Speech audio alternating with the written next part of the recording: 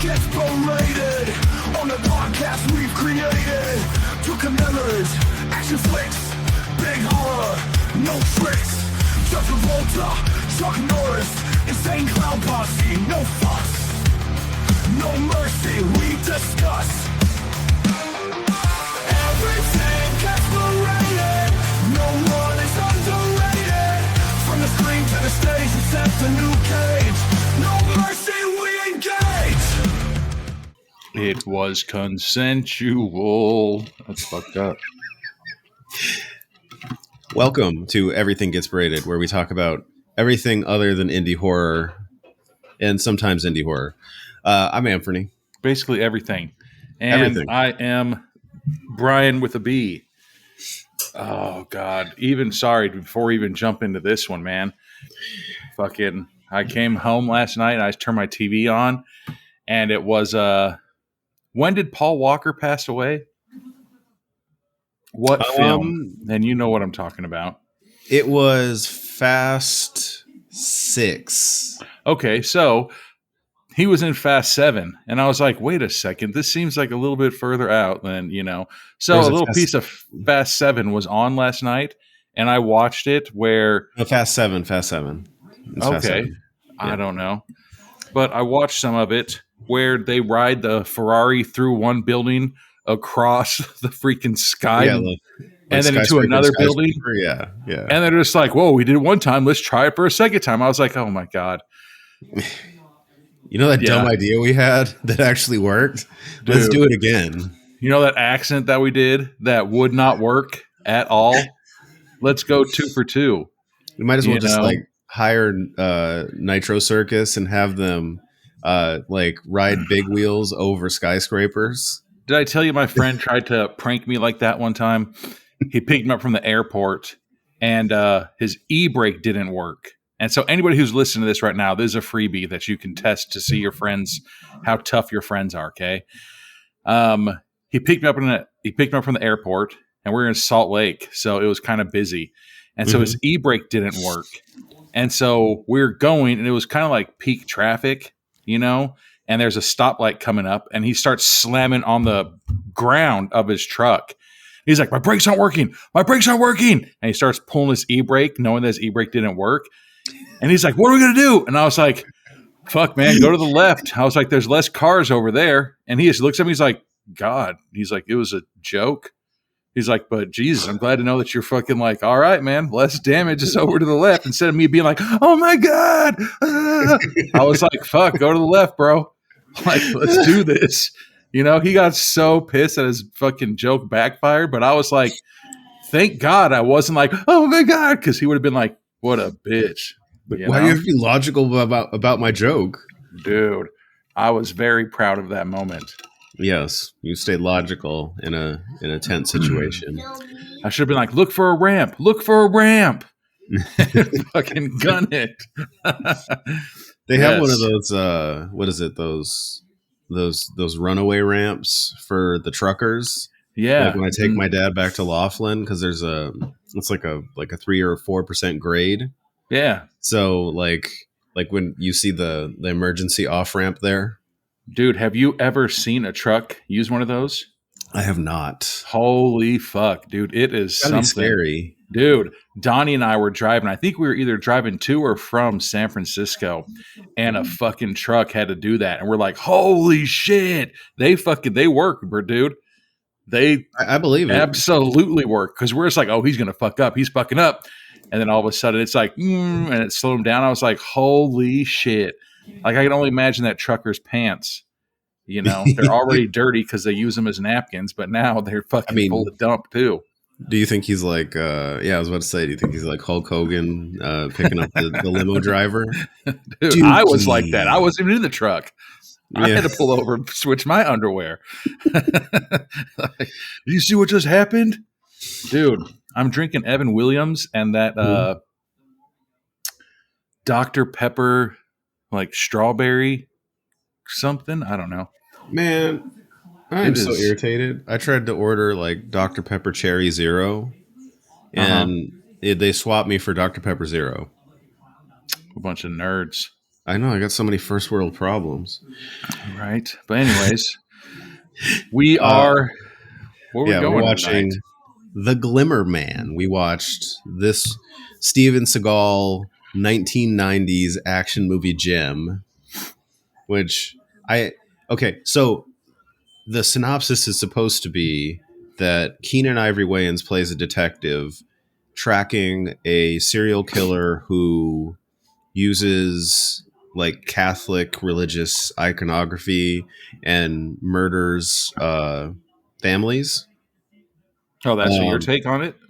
or something like that. But no, see, my take on this, that's what we're supposed to think. My take on this is that Steven Seagal was being a shithead on set.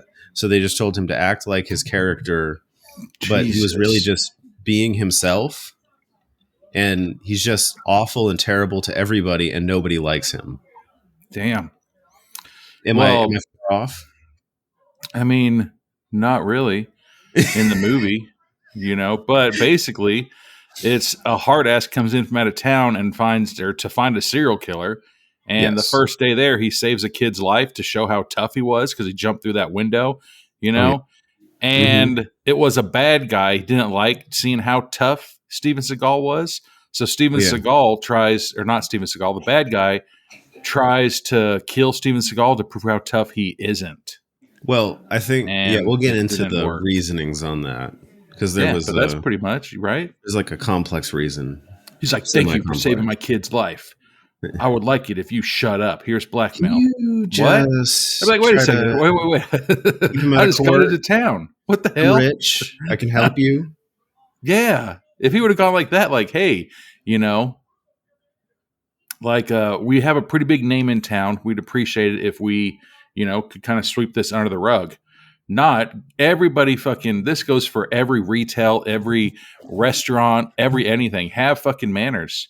Mm-hmm. You know how many times like we worked in retail and somebody's like, I want a fucking refund for this right now. And we're like, sorry, no refunds. But people are like, hey, you know what? Something's wrong. Can we get a refund? Like, oh, 100% I can help you out.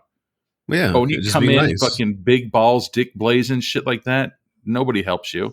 Don't You go know? like full Willy Wonka against Charlie. Dude, You get he would nothing. Good day, sir.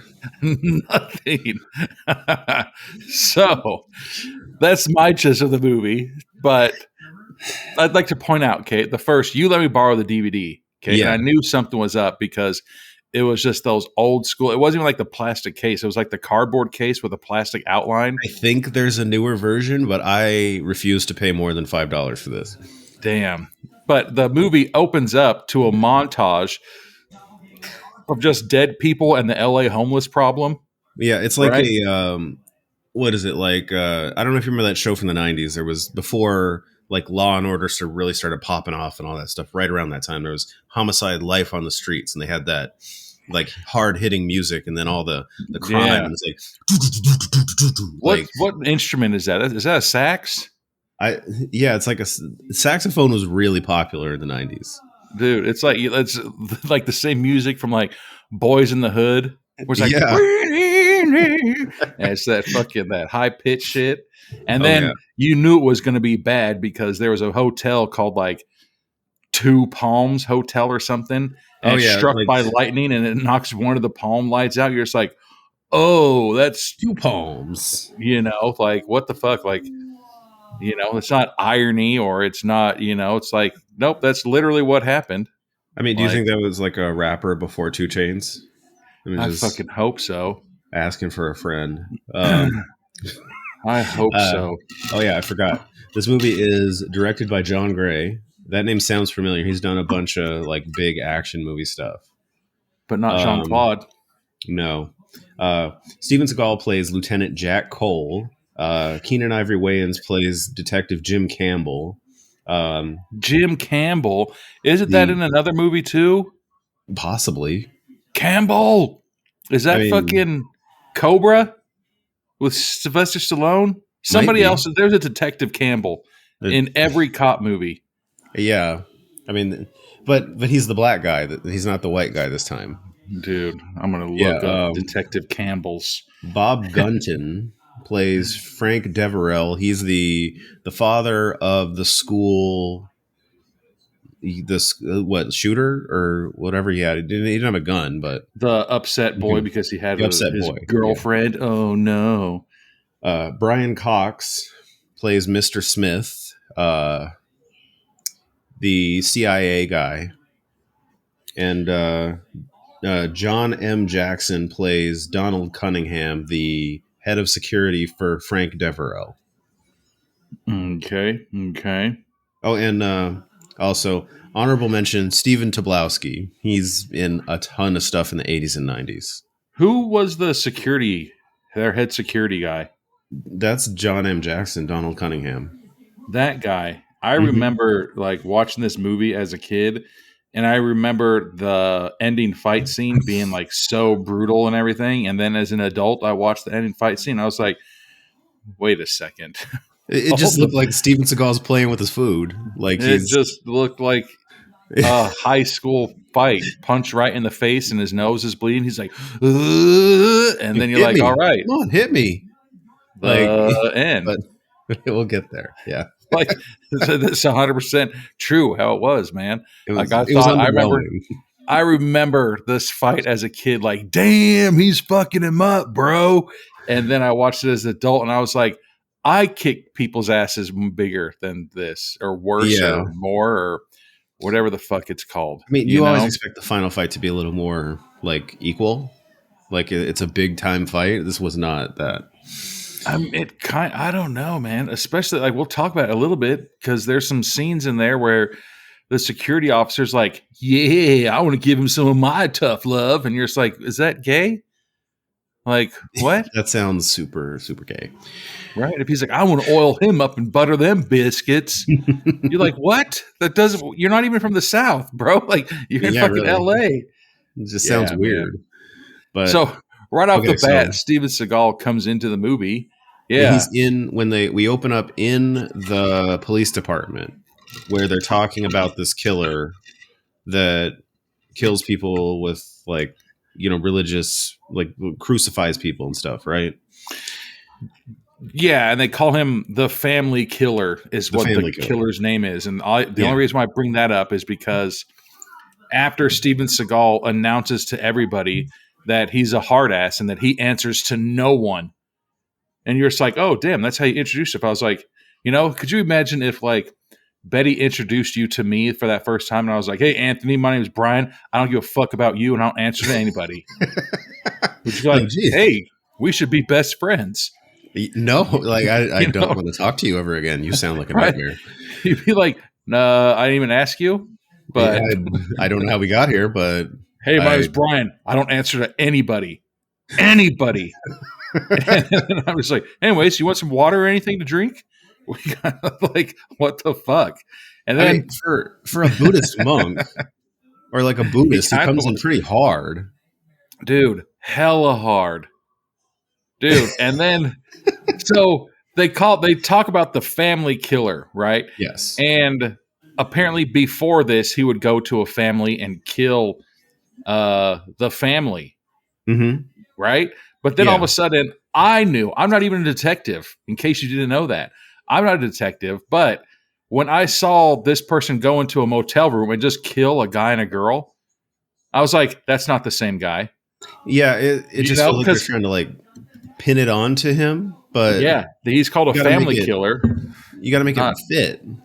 Yeah.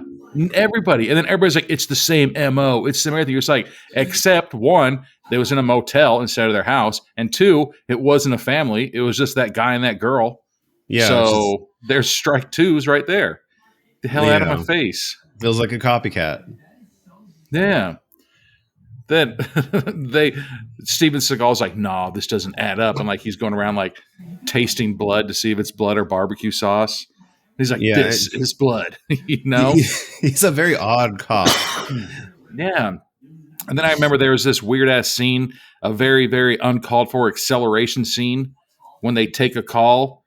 Oh, yeah. Remember, so they're like, hey, we need here. Call. Yeah. Oh, yeah, because they're detectives, not police officers. Oh, and this was the call. That's right. It was the call for the kid. For the kid who's holding up the classroom because his girlfriend broke up with him. Yeah. So he's all upset and stuff. Yeah. And so he's like, we're not going to take that call. And Steven Seagal's like, yes, we are. And then he's like, okay, fine. And it reminded me of like the other guys where he's like, America. And he fucking put his foot down to the ground and accelerated through the cocaine scene. That's exactly how they drove for no reason at all. Yell America and drive through a pile of cocaine. He's like, there's a little bit of penis tingle. Dude, uncalled for at all. And then LRB gets me all worked up. There's the fucking scene where, again, everybody, this is a high school kid. And all of a sudden, Steven Seagal kicks the fucking front door open to the classroom and pulls his gun on the kid. Like, yeah, what's up now, bitch? Like, well, no, he plays you're a in trick my on this motherfucking kid. world. Like, he plays a trick on this kid, which I think is not cool. Like, if you're trying to like gain trust of the person taking over the classroom, you want to be 100% honest all the time. But he's on the phone, and he has Keenen Ivory Wayans or Detective Campbell holding the phone to the loudspeaker, and he's walking around on the phone, and he's going to sneak up on him. Mm-hmm. This guy's a weird cop. That's not how I would do it. Well, like you said, like he kind of like he got the kid to put his guard down. Like, hey, I'm with you, because he was talking over the phone over the school announcement center. And so the kid was like kind of, remember? He's like, look outside. That's me. And so the kid's like, what? And he turns his back to the door and looks outside. And then Steven Seagal's like, psych, motherfucker, and kicks the classroom door open and pulls his gun on him. Yeah. He's like, get down on the ground, you piece of shit. I eat piece of shit like you for breakfast. And started fucking having a standoff with a fucking high school kid. And you're just like, you're not hostage negotiation skill. Yeah. You got to keep the energy down. Dude, he went bad cop, bad cop. He's like, I thought you wanted to go bad cop, good cop. No, he fucking escalated this shit to so far above what it needed to be. But then part of this is Campbell too, because he co-signed on that shit. He's like, okay, go ahead and do your thing, even though I don't know you. Yeah, I guarantee Campbell did not know what the fuck he was going to do. No. Because and then just to show how hard ass Steven was, he fucking tackled the kid, a high school kid, again, through a window, over a gap to another building, through that window, and they land. This feels wildly dangerous. Like, if this kid dies, like, I'm pretty sure that like you're out of a job and you're in prison. And you die. Dude. Or if you don't die, you're going to prison. Our high school, I think we had 2 or 3 stories, but I'm pretty sure that you couldn't break the windows. You know what I'm saying? Well, yeah, because like jumpers and shit, right? Potentially. So you're telling me that Steven Seagal tackled this kid through one window, through like easily a 10, 15 foot gap, and then through another window. Into this old lady's apartment. Do you know how hard it would be for you to clear like just a 15-foot gap? Like, in a right head start? You know, I kind of want to see a movie about the lady that has her window smashed by the idiot cop that needs to escalate because he's in an action movie, and have it happen a bunch of times and just have her get really pissed off. I want to see that movie. Like, oh, we need to redo it. And she's like, guys, I'm not even part of the movie. Like, not just her real apartment. And she's like, I don't have any more. Like, my homeowner's insurance only covers 2 broken windows a year. Like, what the fuck? Yeah. So fucked up. And then this is the scene. After that, then all of a sudden the detective comes up and starts talking to fucking Steven Seagal about, hey, could you keep this quiet, please? You know? No, he's just trying to butter him up. He's like, oh, thank you so much for how you handled this with my son. And he's like, won't accept the thank you because he has the same reaction I do when people are overly nice to me. I'm not bread. Don't try to butter me. Oh, yeah. And then his security I can smell officer. bullshit from a mile off. Yeah. And then the security officer comes in later on and is like, hey, man, my boss is a very powerful man. Like, you know, he can help you out and blah, blah, blah. And Steven Seagal, again, being a fucking hard ass, out of nowhere, just tells the dude that he can kiss his ass and that he'll kick his ass and that he's ugly and shit. And you're just like, what the fuck? He literally said, he's like, you're an ugly piece of shit. I'll kick your fucking ass. And you're just like, what? I mean, Like, again, if you're just like, hi, my name's, John. I'm head of security over there. They just want to say thank you. Fuck you, John. I bet I can kick your ass. I'll fuck your wife. Like, what? Hold on, man. We're on the see, same team. the thing is, I'm on his side. I just don't agree with the reaction. We don't have to stoke the fires. Yeah, like, fuck no. He But kind of that's just, again, created this situation. there's really people like that, though. Yeah. Unfortunately, there's real people like that. Like, he was every scene, he has had to come in hot. Mm-hmm. Dude, the fact that, that guy's like, hey, we can help you out. How about I help you out and I kick your fucking ass because you're ugly and shit. And he's like, what? Why'd you got to come at me like that, bro? Right, they should have called this movie Steven Segal as an asshole. Like, they should just call this movie fucking Any Hollywood Resident or something. Like, I'm better than you, cop, or something, should have Mr. Perfect show up and be like, remember that time I made you shit your pants in an airport? It's just, there was so much stuff. And then there's a scene. I heard your reggae album. Oh, God. What if that, that's fucked up. I just heard that little snip on fucking Instagram, and I was like, nope. How you go from kicking ass to fucking singing bars? I mean, you're rich. You could do whatever you want. Johnny Depp has a band that nobody gives a shit about, and so does Keanu Reeves. They look like they are fucking. This is going to sound messed up because I like both of them. They look like they're like dirty guitarists. You know what I'm saying? Mm-hmm. Steven Segal doesn't look like a fucking reggae singer. No, he does not. Like fucking Shaquille O'Neal does not look like a rapper. Remember when he had that album? Oh, Shaq.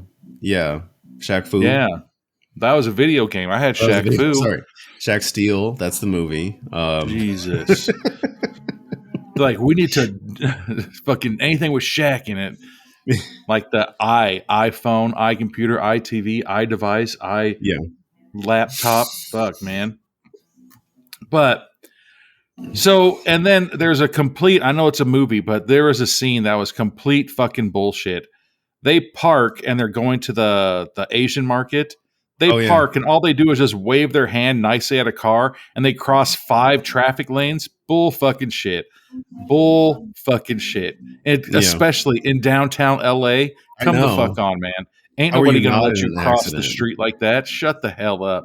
And then that's when they're in the store and they start making like corny 80 jokes, like, I don't fucking know. Probably and someone's Detective mom. Campbell is crying over the movie with the lady because it's his favorite movie, Casablanca.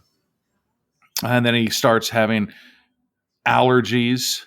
And he's like, here, take this. And so he fucking like, again, if you threw a bottle of pills to me and you're just like, here, take this. How many pills should I take? 1? 0 until I asked you a question. 1, maybe 2, but if I was like, all right, thanks, Anthony, I down an entire bottle of pills. So this is Steven Segal. What? Right, go ahead. He's like, you have allergies? And then apparently Steven Segal speaks fucking Mandarin and gives him a fucking vial of something. And he's like, here, take this. And he just grabs a fucking, look, he was getting chewing tobacco, put a big fat ass chunk of shit in his mouth. And you're just like, you don't even know how to take it. Mm-hmm. Yep. And then it turned around to bite him in the ass because it was dried up ground deer dick. Yeah. it's ground deer penis. Yeah. And so we find out later he actually keeps it in his apartment because it actually works. I think I would just have sneezes. How many times have me and you hung out and you're just like, God damn it, Brian, take a fucking Allegra. And I was like, no, I'd rather sneeze than fucking have my nose somehow blocked up or something, Yeah. I'll take a Navage. That shit's fucked up. Navages they're legit though, right? And then they get a call, right? They get a call and they're like, hey, you need to go meet somebody under a bridge to fucking get some intel on the family killer. Oh, yeah. So without hesitation, they're like, all right, this doesn't sound like a setup at all. And they go, then all of a sudden, like the fucking Russian mafia and like Asian people are trying to like rob this car and everything. And then Yeah. Steven Seagal slits their throat with a credit card. Oh, With he a did the credit card. line. He did the line though. I remember this line as a kid. He's like, "I can't fight," and Oh, Keenen yeah. Ivory Wayans is like, "Oh fuck, we're gonna get fucked up then," because it was like what 8-on-2 or some shit, 9-on-2. Yeah. Yeah, and so then, like Steven Seagal is just destroying these people. literally slit 3 of their necks with one swipe of a credit card. And then How he's is like he still breaking a their cop after this? Exactly. Aren't you a cop, bro? You're fucking breaking everybody's arms and necks and slitting their throats and everything. And then on top of that, they didn't even call it in. They're just like, all right, our work here is done, and fucking leave and like just go back to work like nothing happened. Right? Yeah, I know. Like, and we hear nothing about this afterwards. There's not even a line about like excessive force or anything. Dude. And then they finally go back to work and they kind of tell their captain, like, hey, if by any chance there's in the newspaper that 9 dead Russian mafia people, that had nothing to do with us, Yeah. And then there's that call where there's another dead family, and yes. Steven Okay. Seagal just starts frantically looking through the house like for them, and then guess where everybody is? Or the dead bodies is where everybody in the fucking house is standing and looking. Mm-hmm. And you're like, that's where it would have been. Yeah. And then he doesn't seem like a very good cop, but he can kick your ass. Yeah. He has that look in his face like, if I would have been here 9 hours earlier, I could have saved this family. Like, what? With 2 registered weapons. Right? He fucking and then it turns out that's like his ex-wife or baby's mama. Yeah, and he doesn't say anything. And he's like, now it's personal. Like, fuck all those other murders. Like, this is the one that I'm really mad at. Like, oh, okay. Yeah. So then we get the what is it? The autopsy next, right? I don't know. I just remember there's that weird scene where he calls somebody. He's like, Mr. Jones needs to call Mr. Smith. And you're just like, those aren't real names. Yeah, they're like alias names. It's like, okay, we know some weird stuff's going on now. But like, I remember the autopsy scene where they check out the body and they can't identify the woman. So Steven Seagal takes it upon himself to cut open her boob to see if she has implants. Oh, yeah. And pulls out the implant and says, check this number and you'll know who it is. He's like, check this out. Like, really? Your body wouldn't dissolve black marker?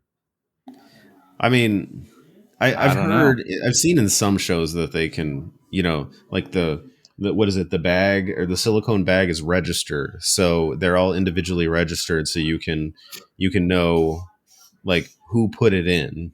Yeah. Could you imagine if he's like, okay, all you got to do is just softly cup her boob and then cut the under part of it. And he's like, okay. And he's just going in there. He's like kneading dough. He's like, yeah. And like, no, Steve, just softly. He's like, okay. And he tunes in Tokyo. And they're just like, God damn it, Steve, you just have to cup it and then cut it. Okay. And then he motorboats it. He's like, oh, like how many scenes did he have to do of just grabbing that woman's titty? I know. Because they made that weird comment too. He's like, do you notice anything else? Fucking Campbell. And Campbell's like, she's got a great pair of tits. And you're just like, okay, she's dead. So yeah, let's talk about the dead lady and objectify her. That sounds great. It's like, get a load of this guy's dong when he's fucking dead. Like, start making inappropriate jokes about that. Like, that's fucked up, And then there's the scene, and like, I don't know about you, but like, if I was in a cop's position or a detective or in the military or something like that, and somebody new shows up and their entire background is fucking wiped clean, I'd be like, oh, dude, this person's a fucking hard ass. Or it's a little weird, this right? person is higher than me or more qualified than me. I'm not going to be like, nah, fuck that. I'm going to keep doing it, But all these people, like every time that they're like, his background's cleared, I would be like, oh, fuck, he's like a ghost or something, Like, Mm-hmm. this means that he can fuck a lot of people up. Like, the only people that can clear backgrounds is the higher up people. Why would the higher up people clear your background? Exactly. You know? Mm-hmm. So then what? Steven Seagal now goes to a Oh, restaurant where no, wait. fucking. Before that, he goes home to see his wife and tells her that Oh, yeah. his ex-wife's been murdered. How do I tell my kids that their mom is dead? And then he just goes out like, and tells them, yeah. like, Hey, kids, you know how you usually get 2 Christmases? Yeah, not this year. "You're gonna get You're one." only going to get one. Mom died by the pop pops. Guess what? You know how your mom gets you 50% of the time? I get you 100% of the time now. And no more what? child support. Yes. Dude. Like, there's got to be easier ways. Like that one video where they're like the car wreck scene and the officer just takes the fucking sticker of the kid off the window. Yeah, He's like, you don't be doing this anymore. It's great. That's so fucked. Yeah. But yeah, then he goes to the Italian restaurant, which is easily my favorite scene in the entire movie.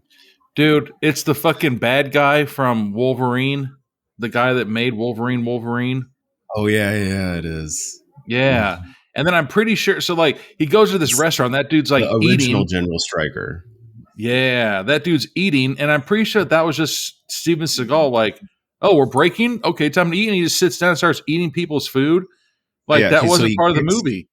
The senator, because the CIA guy, Brian Cox, is with a senator having a meal. So so Brian Cox asks the senator to leave so he doesn't get hurt. Yeah, and then he just starts eating people's food. Like, that's Yeah. fucked up. Well, I mean, Like, Brian Cox offered the food because he's like, well, maybe if I feed him, he won't beat my ass. maybe his hands will be too greasy to fucking choke me. You know? And so, nope, it didn't work. Because No. then, just like fucking No Holds Barred, Steven Seagal fucks up that restaurant, man. Well, yeah, because Like, he goes destroys after it. the head of security who is talking shit to him. Dude. Or not the head of And security, but the head of the security for the CIA guy. he does he grabs somebody by the dick and twists it. Like, he did, dude. He was just doing dick twists and then the whole thing, like, I used to know this guy, and in the middle of the fight, he would still be talking shit to you. Like, he'd punch me like, yeah, that hurt. And then he'd like, ugh, punch you. Yeah, I'm gonna punch you even again. And you're just like, would you shut up, man? Just beat me up. You don't gotta fucking berate me while you're whooping my ass. But Yeah, Steven really. Seagal's like kicking this entire fucking mafia's asses and then talking shit to every single one of them while he's Mhm. kicking their ass, like making 80s jokes again, man. And you're like, what the fuck? And I he wish. destroys the restaurant. And then the funniest one-liner they Sorry, what call. you're going to say? Continue. Yeah, they call him, and he picks up the phone to the restaurant, and and he's like, whatever restaurant, and he's all like, nah, they're doing some renovations. It's probably going to take about 4 weeks. 2 to 3 months or Oh, yeah. whatever. And then he's like, have a good one, and like hung up on him, and you're just like, ooh, that'll fucking teach him. Like, cool, bro. This is the kind of the scene where I was like, you know, Steven, if you ever have to ask why people don't like you, Dude. this might be why. It also brings up the whole point where it's like, if you owe me money and then I break your legs, you still owe me the same amount of money. You're just like, dude, if I already owe you money, obviously I can't pay fucking doctor bills. So Yeah. the restaurant was already fucking, they weren't taking any reservations, and now they need to fucking get money to renovate the place, and then they fucking still, like, you fucked them up big time, bro. Mm-hmm. Just throw them through all those wooden doors and shit. Like, Yeah. damn, man. And then everybody gets a call. There's like, we know who the killer is. We know who the killer is. And everybody runs the exact same way. And Steven Seagal's like, not this time, bitches. And he fucking goes the other way. And then Yeah. Steven Seagal's the one that finds the killer. Well, because he's the most logical of the detectives, even though he is arguably a bad detective. But he goes, a religious guy who's a killer, he probably went to a church Because he's See, a religious guy, right? I don't know. See, like I was like, there's no way this nerd is the killer. Like he looks like a nerd, you know? And I don't know, man. There's got to be a Glimmer Man too, where there's This like, is guess what? He wasn't the fucking killer because no, he I was a think nerd. he's the original killer before the copycat stuff started. The only copycat one Because we get a couple was, copycats in this movie, a couple copycat killings. I guess, two of them: Steven Seagal's ex and the motel people. And the motel people, yeah. Okay, never mind then. Well, yeah, But I was and like, there's no way this nerd's a killer, man. This is Stephen Toblowsky. This guy's been in like 300 movies. Yeah, and then again, Steven Seagal and his fucking amazing cop skills. I'm pretty sure that when you shoot somebody, you need to like shoot like below their knee, but he's like heart shot. And fucking instantly kills the guy with a shot to the guy's heart. And you're just like, okay, good job for fucking even trying to bring him in to question him or anything like that. But, okay, You no, know? like, this is one place that like of all the things to get him in trouble for, this is not the one. Because you asked him to put down his weapon. He's not putting down his weapon. He's going to go pick it up and he's going to try to use it. And you don't know if he's going to use it on you or himself. So, yeah, I'm going to waste you. I would shoot him in the leg. And then if he'd moved again, then pop him. You know, Yeah, because but they then think he about he still had that uses an arm. priest. He had that priest in fucking kidnapping, whatever. He's like, Yeah. let me talk to the priest. And he just walks up. He's like, you can leave now. And the priest is like, all right, thanks, bro, and leaves. If I was the bad guy, I'd be like, sit the fuck back down. Yeah. I'm the bad guy. I've got a gun pointed at you. I wouldn't be Us- like, you know what? The cop said you get to go, so law's a law. And I mean, this fucking is let him leave. Like a hostage situation on easy mode. Just like, Dude. okay. Right? He's like, oh, damn, that easy? All right. So next time there's a hostage situation, I'm going to be like, I got it from here, guys. Take the day off, Sergeant Campbell. And I'm going to go and be like, hey, you can leave. And then they'll be like, oh, Brian, you did it again. Like, what the fuck? He's like, you can what's leave, your bro. secret? Oh, Right? I just told him, you can leave. And the hostage taker let me do it. Like those people, they're like, if you're getting robbed, tell them, stop. It's illegal to rob me. And then they have to stop. And you're just like, yes, that should work theoretically, I guess. But Yeah. at the same time, That does not work. No.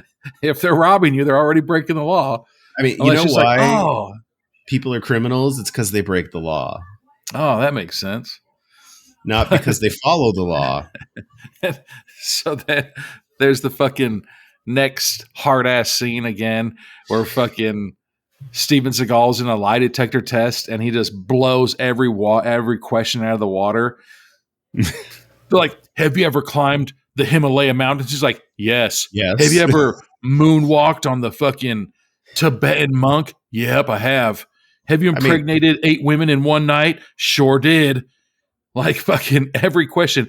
And then he just stands up and is like, get this shit off of me. And just pulls it all off and walks out. He's Yeah. like, bye, bitches. Farts and then leaves. He fucking does the pill out sound. He's gonna like smoke trail the room. But like with this character, I'm 50-50 if he actually did all those things because he's such a badass Dude. that it's a possibility. And the fucking lie detector test woman fell in love with him. She's like, oh, never in my years have I ever seen anybody pass a lie detector test with such flying colors. I mean, he could also be the ultimate narcissist too, which like I'm 50-50. Like Right. He's like, if you believe in it, then yeah. They're like, did you single-handedly stop the fucking World War I? You know I did. God damn it. This is fucking Jason Bourne. bomb the Russians. Like you do this on a daily day. Yep. You find So a giant fish. you chop your balls off and die every day. Hell yeah. Burning to the sun. See? Then, so this is another fucked up scene. I don't know if you remember this, but they fucking take his badge away from him, right? But Oh, yeah. the fucked up thing is they were in the bathroom. Mm-hmm. They're in the bathroom, and he's like, give me your fucking gun and badge and everything. And he's like, dude, fine. He's like, you want it? He's like, which one did you just piss in? And he takes his own badge and throws it in the fucking piss-filled urinal. You're like, guess what? After the investigation's over, you're going to get your badge right back, bro. So now you fucking have piss fucking wallet and a badge, and now you carry around like that's such a fucking loser move to do, bro. I kind of feel like that scene is better if the captain is just like, you're doing this to yourself because once you're cleared, I'm giving you back this badge. If he's like, it would be hilarious if he's like, okay, well, I'm leaving it in there until fucking next week when you're off suspension. So just take a cup and scoop come it back out and get it when you're done. just have this cup of piss and a badge on your desk.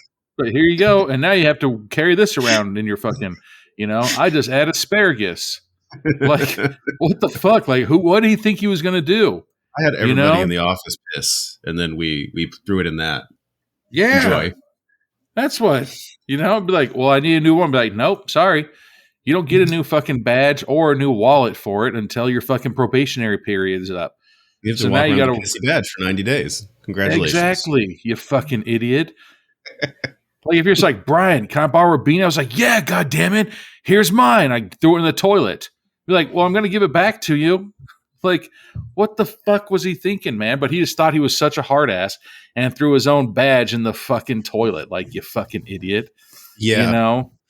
This is the point where, like, the character, I think he has well-meaning intentions. It's just his overreactions make him an asshole. Yeah. That's the case, because nobody likes him because he overreacts. Exactly. Dude, you're just under investigation, man. You're not in fucking trouble. You just need to be. Yeah. He probably shouldn't be investigated anyways, but they have to investigate it every time somebody fires a weapon. Say, calm the fuck down, bro. Like, goddamn, it's not the end of the world. We do investigations literally every day. Like, what the fuck is it? You still going to come to the fucking, work softball game tonight or what? I mean, like, what is it? Whoever's investigating is going to be like, oh, he had a weapon and you had a weapon and you told him to put it down and he didn't. And then he went to reach for it. And then you blew him away. Okay. Yeah, that makes everything sense. checks out. Here you go. That checks out. Because we don't Why know does what this badge smell like piss?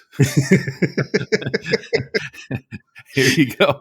Like, the other guys, we like, does that nice stain on that wooden gun. And then he smells it afterwards. Like, what is that, maple? He's like, here you go. You can have this back. That's exactly what the fuck's going to happen to him. You're going to get this fucking pissed hepatitis C ass fucking badge. There you go. I'm proud of you, Steven. Don't let anybody fucking tell you that you are not reasonable. Just be nice. Just once. So then fucking Steven Segal goes on a fucking rogue investigation mission where he goes to some haunted house and gets jumped by this dude. But then he ends up fucking that guy up and then he finds a plane ticket or something. Right? Yeah. It turns out that kid's dad that he saved is like finally like it's coming out that the kid's dad is a bad guy. You know? He's like a arms dealer for it was like one of the stands. I don't know, I forget which country, but it's an Eastern Bloc country. Yeah, and then it shows fucking, and this is where there's like, I'm pretty sure they were gay together, but fucking Wolverine, Stryker, and the kid's dad are now like just two dudes by themselves in a swimming pool. Yeah, like talking and hanging out. That they meet Lieutenant Stryker, like by some abandoned underpass. Oh no, not yet. I don't think. Okay, we're not there yet. Okay, because I remember. So by the pool, so like Deverell gets in the pool, and he's like, "Come on in, the water's fine, baby." He says that. Okay, this is the point where I realize that the title makes no sense for this movie because they describe Steven Segal was. I mean, there should have been a better name, but basically, it's fucking John Wick. He tells the story of John Wick. Like basically, he was an ex-CIA hitman who was called the Glimmer Man because one second you would see him, and the next second he was gone, and then after that you're dead. And then John Cena But every scene we've seen Steven Seagal in, he walks right through the front door, starts fucking shit up, and he makes a bunch of noise. I mean, So it's is he the probably fucking explosion really man? hard. It's probably really hard for you to fucking go from being the president's man to fucking a normal 9 to 5 desk job, man. Yeah, but like, did he lose his stealth abilities? Because he just goes in and Maybe. destroys everything. Yeah, he's like, all right, I'm going to come in here. Maybe he's a Glimmer Man because everybody tries to forget him because there's like, hey, Steve, what do you want for lunch? How about you fuck yourself, all right? I fucked your girl last night, bitch, and you're ugly. They're like, bro, we just wanted to get Whoa. your lunch order, man. Yeah, And I fucked your bitch. And he fucking leaves, and they're just like, I hate dude, paninis. what the fuck? Like everybody. And then that's the whole thing. It's like every time, hey, what's up, Anthony? Good morning. Don't forget, I'm better than you and you fucking suck. How was your day, though? Did you sleep okay? All right. Like, Kids are off at school. Everything's good. I hate you, but Right? I'm concerned about you. I It's hope complex. it's something about your face. I just You have a punchable face. I'm every just letting single you know. thing. Everybody that dude met, he was always, even if it was a woman, he was like, hey, fuck you, you ugly bitch. And there's like, okay. It seems like those are his normal everyday interactions. He never. Hi, I'm he's just trying to so get you intense. I'm trying to get your direct deposit information for your paycheck. Why don't you shut up, you fucking whore? Huh? I can fuck anybody better than you. You want me to kick your fucking ass? And they're just like, dude, calm down, man. Your blood pressure. Yeah. And so then, yeah, they're in the fucking swimming pool, and he's telling the story as if fucking Steven Seagal's John Wick. He's the person you go to destroy the people that can never be destroyed, and blah blah blah He's blah blah. the opposite of John Wick. He is just in your face. Yeah, he's like in video games, it's like you can go stealth mode or you can go in guns blazing.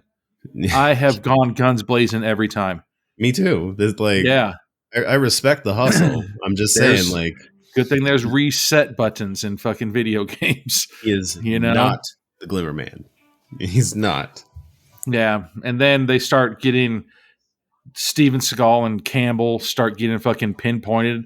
And so Keenen Ivory Wayans, they're getting into that big ass fight in his apartment complex, and his TV falls over and explodes. Oh yeah, which sets his apartment on fire, right? Yeah, because they got into a fight in the kitchen and it ripped the gas line off the wall. But again, what kind of TV did he have? The TNT inside of it? Like, apparently, doesn't seem like that should have been. It's probably why does it get sold anymore? Yeah. Or they're like, hey, if you're going to have this TV, don't let it fall over. Why? What's the worst that could happen? Well, one time in fucking 89, there was a New York building and it fucking fell over and it exploded. Yeah. Like, no, it fucking didn't. Yeah, it did. It did. It was in a movie. Yeah. And fucking Steven Seagal does something. He gets arrested by fucking some independent contractors who apparently don't know how to fucking hide their tattoos. Yeah. If I had a wrist tattoo up my forearm, the first place I would hide my wrist tattoo up my forearm. I would, wear long sleeves. Yeah. And so then I don't remember what, but I remember that both of them survived these massive explosions. Yeah. Cause they're both, they go after them separately thinking that's going to work. Yeah. And then could you imagine going to work tomorrow and being like, if I was like, dude, Anthony, you look like shit. You're just like, Brian, you're not going to fucking believe me, but my fucking TV fell over and my apartment literally exploded. Well, what was I going to say? I can't remember. I just remember that he had another massive explosion too. Yeah. I was going to say they both get attacked by masked ninjas. Yeah. Are we going? Yeah. All right. And so you can't say that in court. They won't believe you because, it didn't work for Jodi Arias, so it's not going to work for Steven Seagal. I'm just wondering how, if you were like, Brian, you're not going to believe the night I had. If I was like, well, let me tell you something, brother. You're not going to believe my night. Wouldn't you be like, ninjas? You're full of shit. Yeah. Right? How is it that fucking... I survived a massive explosion just so happened to be the same night you survive a mass explosion and ninja attacks. Come on, man. It's You This, know, this is too coincidental. A little Mhm. weird. Or it didn't happen. Did somebody tell you, and then you came in here and tried to fuck with me? Yeah. And so then, what was super cool too is that the next day they go back to fucking Detective Campbell's apartment. There's no Mm-hmm. caution tape. There's no police there. Nothing. There's There's no this nothing. You could torch. just go Walk right back into in. an apartment building like that, huh? Yeah. All right. You Well, wouldn't have like sectioned off the room at least. Like moved people out of the next one if the walls are a little weak. right. Like if I was like, God damn it, my neighbors, every time they fucking explode something right above me. Like I'd call the cops and be like, hey man, I'm pretty sure my neighbor's apartment just exploded because there's flames coming out the window. They'd be like, oh no, that's just protocol or something. Like we'll send somebody over there later, I guess. What? No. So then they finally realized that they should probably go and protect like the bad guy's kid, right? Because somehow they went to go look for him. There, it's like, no, he's fucking put in some mental institute or some bullshit, Oh yeah. And so then thankfully they show up right when the bad guy shows up to kill him. Mm-hmm. Woo! Yeah. And the kid has like no protection whatsoever. Oh, yeah.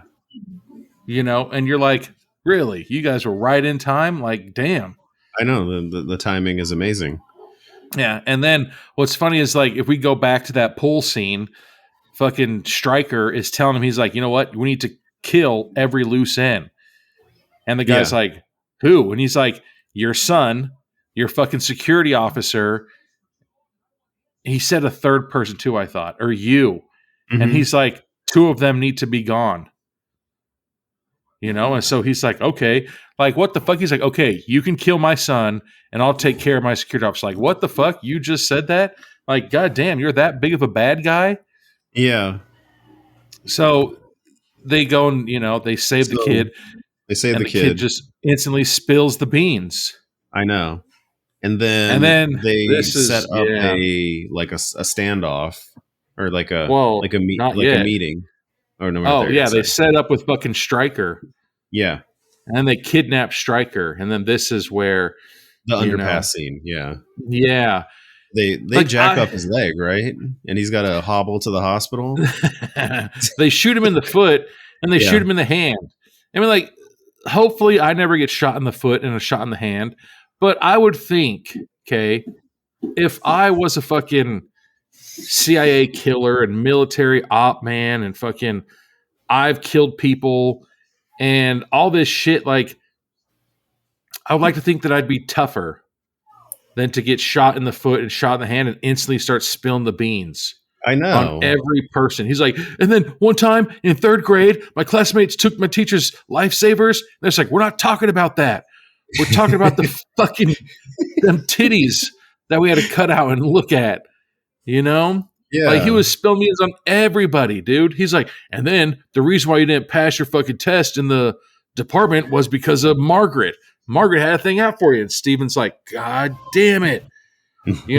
Instantly starts spilling the beans. Like I said, it probably hurts really, really, really bad, I would think, but maybe not as bad as, I've seen people that have broken their arms and broken their ankles, and they're just like, will you call an ambulance, please? Gosh darn it. Yeah. And they're more mad than, but this guy, his entire life has been fucking murdering people and everything like that. But I mean, I don't know. I would have thought that he would have lasted a lot longer since he's CIA. And I'm pretty sure that they teach you, like, okay, one day you will be waterboarded. You cannot fucking give in. You have to tough it out and you have to fucking do your job. But he instantly Mhm. fucking squealed. And they're just like, all right. And he's like, all right, take me to the hospital. They're like, nah, bitch, you got to fucking walk. And it made his ass hobble to whatever, Yeah. So I think what they're trying to say is this Deverell guy, he's an arms dealer and he's a slumlord because he owns a bunch of buildings where he collects the money um like in cash for rent at these places like the Two Palms. Two Palms. Yeah, I don't remember that. I just remember that he was just apparently a That piece was of the shit. I sense I thought he was just got. a drug dealer. They set up the meetup at his apartment building, and they get there first. Oh yeah, That because feels remember like they called up Steven Segal called up and see again. This makes me think that we could become fucking gigantic drug dealers and arms dealers and fucking everything like that because the first rule is you don't talk about business over the phone because hmm Steven Seagal could be on the other line recording you. So exactly. fucking Steven Seagal calls up the kid's dad and is like, "Hey, what's up? It was your security that was mean to me, wasn't he?" He's like, "Yeah, my security was mean to you." And he also fucking shoplifts. And so Steven Seagal's like, "I want him." He's like, "Yeah, bro, you can have him. I'll deliver him to you right here." And Steven Seagal's like, "Thanks, brother." And then they fucking kiss and get off the phone. And then the first thing Steven Seagal does is he calls the security guard. He's like, "Hey, listen to this, big boy," and fucking plays the tape of the guy ratting him out. Yeah, And you're like, what a fucking bunch of morons. seriously. Yeah. And then they go to that fucking hotel and fucking they show up before them. And it's like, they just kick in the door, start guns blazing. It's two of them, two hmm police officers with fucking pistols. And it's like 8 other bad guys with fucking machine guns. And it's supposed to be that scenario, like, how do they get out of this room? Like, Especially since they had no bulletproof vests or fucking anything. yeah, they're supposed to be outnumbered. It's supposed to be impossible, but this is like we've seen enough of these movies to know this is very easy to do. You just get them to start shooting each other. Yeah, and well, that's what they wanted to do. And then Steven Seagal's like, "Where's the fun in that, brother?" And he fucking kicks the door in to start the fucking games going. Yeah. And that's when everybody starts shooting him up. hmm Yeah. And then they end up setting this apartment on fire. Like they pulled the oven out for cover. Yeah, that's what you should do I mean, and it leaves an because there's no exposed gas sparks. line, and you're Yeah, firing bullets. you didn't learn last night when your fucking apartment blew up. That's not a good fucking hiding position. I mean, that's okay. Like, I don't know if you remember the movie. There's that John Travolta movie with Howie Long, um, from like the mid '90s, where Howie Long is the henchman who's like they're in a chase scene with this nuclear weapon, and he's What? shooting like at a gun, or he's shooting at the car that has the nuclear weapon. And John Travolta turns to him and is like, "Stop shooting at the car with the nuclear weapon, please." Right? Like, what the fuck? What are Like, you no, doing? we're gonna get him one way or another, Sarge. I'll blow myself up. I don't care. Yeah. And then I had to make a note on this one because there was a scene where I was thinking to myself, like, dude, these guys are fucking sweeping these rooms pretty shitty. Like, they're Mm-hmm. not clearing the rooms at all. And then as soon as I do that, fucking Keenen Ivory Wayans get kicked through the fucking window and he's dangling. And Oh then yeah. Steven Seagal turns into even more badass and makes a like rappel line and then he saves him, you Mm-hmm. know? And then there's more 80s. There's like more 80s fucking jokes where he's like, "Is that a gun in your pocket? You just happy to see me." You know, like what? The elevator was broken. You couldn't fucking, I don't know, man. Yeah. Just fucked up shit. Yeah. So now Oh my yeah. So next now note they're is there's a final showdown. the final showdown. They're working their way down the building now. Um. Well, this is the part too. Like, so now it's the final fight between Steven and the fucking bald guy. And Donald, the head of security for Devereaux, Frank Devereaux. Yeah. And so when I show you how tough I am, I instantly get into a sprint and run away from you Mm-hmm. because that's what the fuck this guy did. He started running away. Like, what the fuck, bro? Like, you're supposed to be so tough. You were talking earlier that you wanted to fucking show me how tough you were and fucking bend me over and everything like that. Like, come on, man. So, and then there's a scene where like I think that I can handle my own. If I were to get into a fight, I think I can protect myself, you know? Mm-hmm. Especially if it's a life or death situation. But there are times where I know I would just give up and be like, all right, I'm fucking done. There's been one time in my life where I was bouncing and I fucking put my entire heart and soul, everything I could, into this one punch, and I punched this guy right in his fucking face. And the guy just looked at me like, "Whoa, there's a fly outside," and I was like, "Oh, I fucking lose." That was the only time in my life that I was like, "Well, I'm fucking done." Like, I can't do anything better than that. I can't fucking. That was the best thing I've ever thrown in my entire life. And the guy just like brushed it off, and I was like, "I'm fucking dead." Like, I just knew it right there. I was like, "Yeah, I'm fucking done." Like, I can't beat this guy in a fight. Thankfully, there's this big, huge fucking like 7'8" Indian guy that fucking I taught his kids how to fight, and he was there, and he fucking protected me. And I was like, I'm a fucking 17-year-old man, and I knew that I was like, I'm fucking dead. And I was like, I'm gonna be fucking murdered.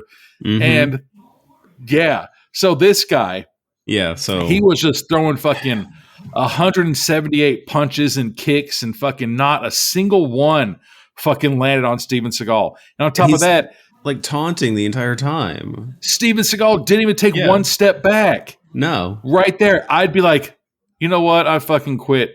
I would lose that fight. You know what I'm saying? If I threw my best combos at you and fucking you didn't even flinch, I'd be like, fuck. I'm going to get my ass whooped. And I'm not just going to get my ass whooped. I'm probably going to fucking get thrown through a wrought iron window and fucking be crucified on some wrought irons that are down at the bottom of a fucking window. Yeah. And then, which I think we're supposed to know that this guy, the head of security, is the copycat killer at this point. Yeah. Because doesn't he say something to it? Like, doesn't he say something about his wife or something? Mm-hmm. I don't remember. Like, he's the one that did it. All I remember is remembering as a kid, like, this fight was fucking awesome. And like, the dude was so bloody and everything like that. And now I look at this adult and I was like, he had a bloody nose. I mean, it's a little underwhelming for a final fight. His eyebrow wasn't even fucking bleeding. Like, nothing. It feels like Steven Seagal is never in danger at any point during this fight. Yeah, no, never. You know, he wouldn't have made it in no holds barred. He couldn't become a professional. Like, could you imagine if Steven Seagal became a professional wrestler? Every fight would just be done in like 4 seconds. Yeah. Like, and wrist broke, pin, done. Like, no, what? Like, Steve, come on, man. We're here for fucking... no. You gotta do this every night. You can't keep hurting people. You want me to end the fight? No, we want you to fucking keep going with the fight. Well, that's not a real fight then. You know, but the fact that the guy, like, there's some times in life that you unfortunately, you do give up, man. Mm-hmm. You do give up. And this was one of them. Like, the dude threw fucking hundreds of combos at him. Not a single one fucking landed. And then, wait. One did land, right? One. And Steven Seagal's like, that's all you got? And fucking, then he's like, choke me. And he's like, choke me harder, daddy. And was fucking choking each other. And like that, like, I'd been like, good God, this is all I can do. You know? Like, holy shit. Like, Steven Seagal was choking him while he was being choked. He's like, harder, God damn it. And screaming at the guy. And the guy's fucking using all of his strength and to fucking not die and to potentially choke this guy. Like, that's fucked up. I guarantee that the Glimmer Man had the biggest erection in this fucking fight scene throughout the rest of the evening, I bet. Yeah. You know, like, fucking, he's like, oh, I'm going to go home and bang my wife. They're like, why are you so excited? Oh, I choked a guy today and fucking everything like that, you know? And so then he throws him through the fucking window and he fucking lands. I remember that scene. A wrought iron through his head, and then his arms are fucking, because I don't know how you fall through like a 2nd-story building. I don't fall straight forward and like, you know, perfectly like a spread eagle and perfectly onto a wrought iron gate. Dude, if you fell through in it, wouldn't you like ball up? Yeah. You know, if you skydive, sure, fucking go flying squirrel style. But you fell through a 2nd-story window. You wouldn't be like, I feel like I'm You would die before you fucking finish the sentence. I believe I can die. Exactly. And now that's it. And so then fucking that's the end of the movie. But then we get to my favorite scene in the entire movie because it perfectly encapsulates A how lot of everybody. scenes coming up at the end. A lot of sentences were said. Well, yeah, like so. Keenen Ivory Wayans is getting put onto the ambulance, and he's basically telling Steven Seagal, "I need a break." He's like, "Don't That write was pretty me. funny, though. Don't call me. If you send me a pigeon, He's I'm like, gonna." I'm gonna shoot that fucking bird. shoot that That bird. was funny. Then they became like breast friends and they fall in love, and and like that one was kind of funny, because then Steven Seagal finally started lightening up. He's like, "What do you mean? We're not gonna be friends? No, come on. You coming over to the barbecue tonight?" Like they were, that one was pretty funny because that kind of felt genuine. It Like, did. like it is like around. if me and you had a fucking long epic night of drinking and mayhem, like you'd probably be like, "Brian, for real, let's just next week we can hang out." Like, "Nah, bro, what are you doing tonight?" "No, Brian, I can't do it tonight, man."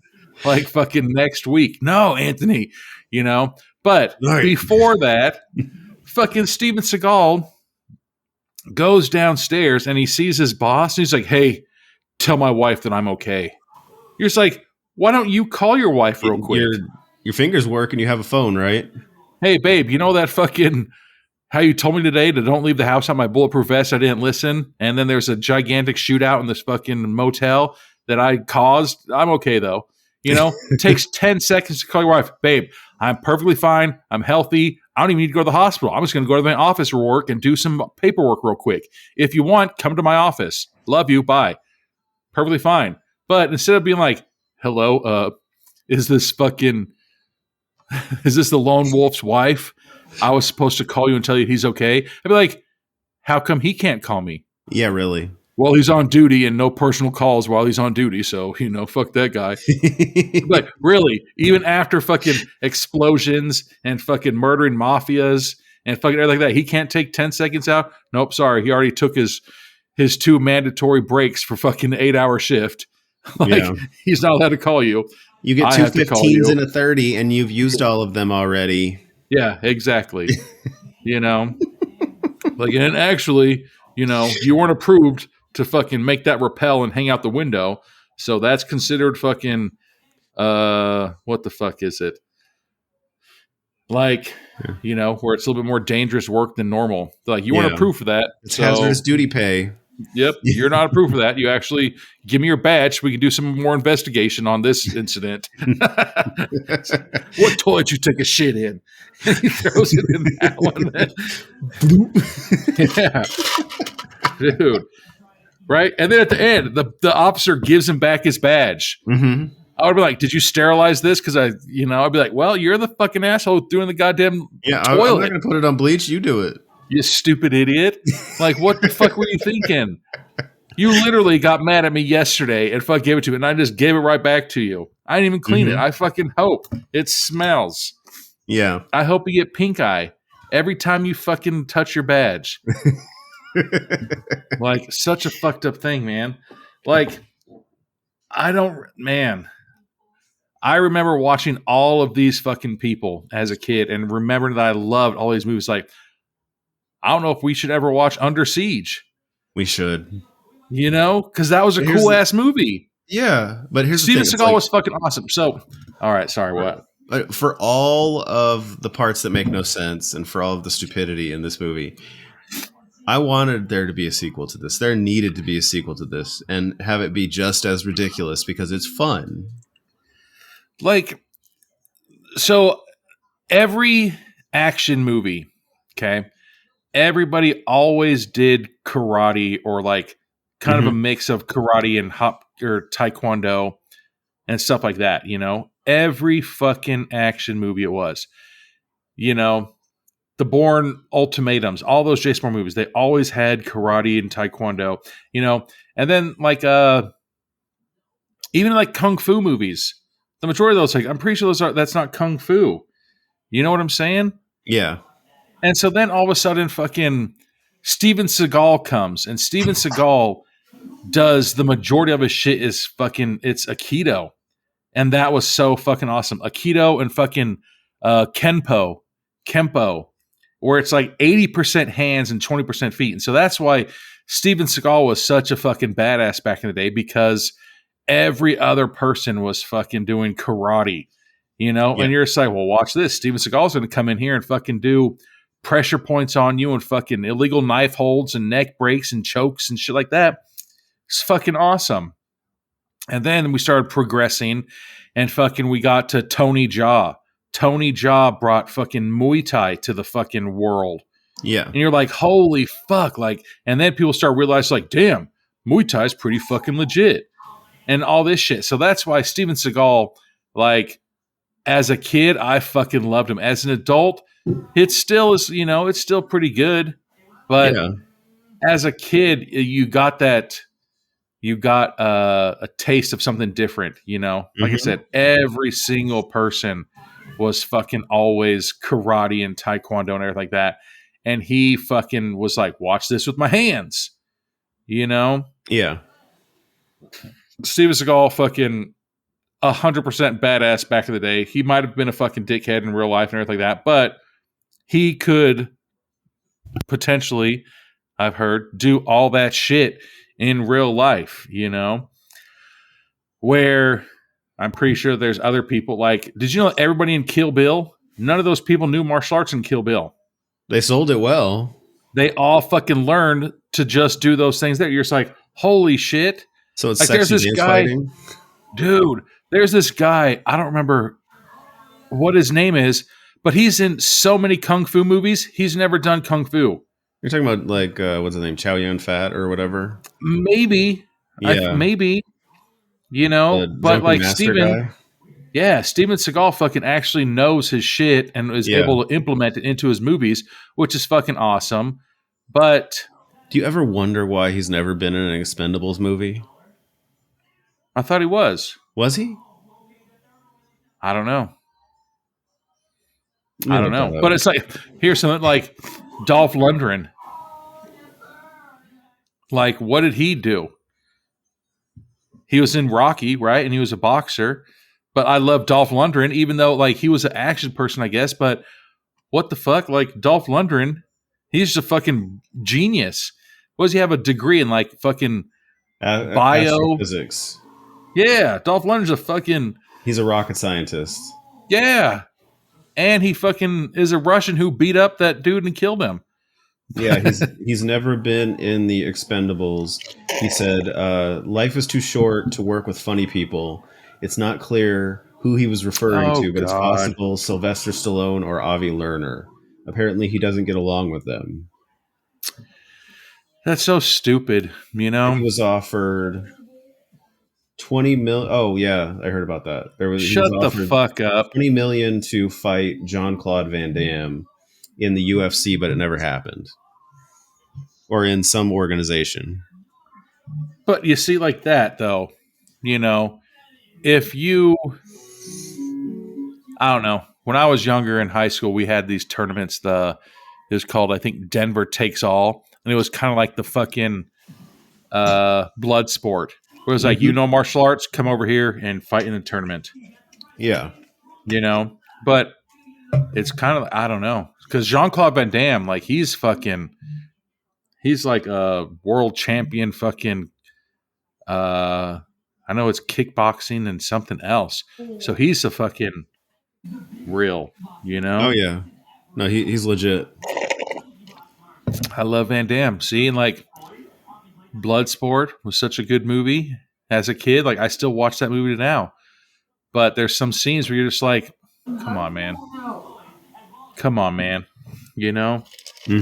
But Steven Seagal, dude, he was fucking badass back in the day. I'd watch this again, but not because it's very, very good, but because I just enjoy the nonsense. I'd be willing to fucking watch some more Steven Seagal movies and see if he's like this in all of his movies.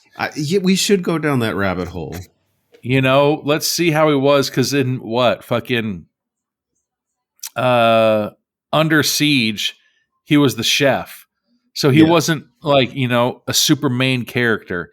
No. But if you're the chef, you're my employee. So you could be like, you know what? Fuck you, man. You want a medium rare? I'm going to do it well done. And if you've got a problem with it, I'll fucking kick your fucking ass. Yeah. Bro, I just want a fucking medium rare steak. Exactly. Well, you can fucking have chicken now, you dickhead. Like, you can't do that. So No. I'd be willing to it'd be curious to see if he's a fucking super macho in every single one of his movies. We have to start a Steven Segal rankings list of Right. the ones we like the most. Dude. Like I said, when we lived in China for that bit, we they have a TV station, TV channel that is 24/7 Seagal movies. Damn. And I was like, I've seen every Seagal movie. And my dad's like, no, you haven't. And I was like, what? What are you talking about? Fucking dude, he's made so many movies that fucking we don't even know about, bro. And they're all just him fucking people up, man. Yeah. There's probably a movie called Steven Seagal Fucks Up Dallas. And then everybody in the fucking town of Dallas just gets fucked up by Steven Seagal. Yeah, maybe. All their arms and elbows are broken. Neck breaks. Dude. So fucked up. I wonder how many fucking illegitimate children he has. How many women got impregnated while watching the Steven Seagal movie? That's a fucking question and a half. Aikido is a sexy fighting style. Dude. Like, that's the reason why I quit working in movie theaters in the fucking late 80s, was because there's so much semen in them because of all these fucking things. But I think ending on a semen joke and my ice is empty. All right. That fits. That's the sign to shut it off. Thank you for listening, and we'll be back next month. Yes, thank you.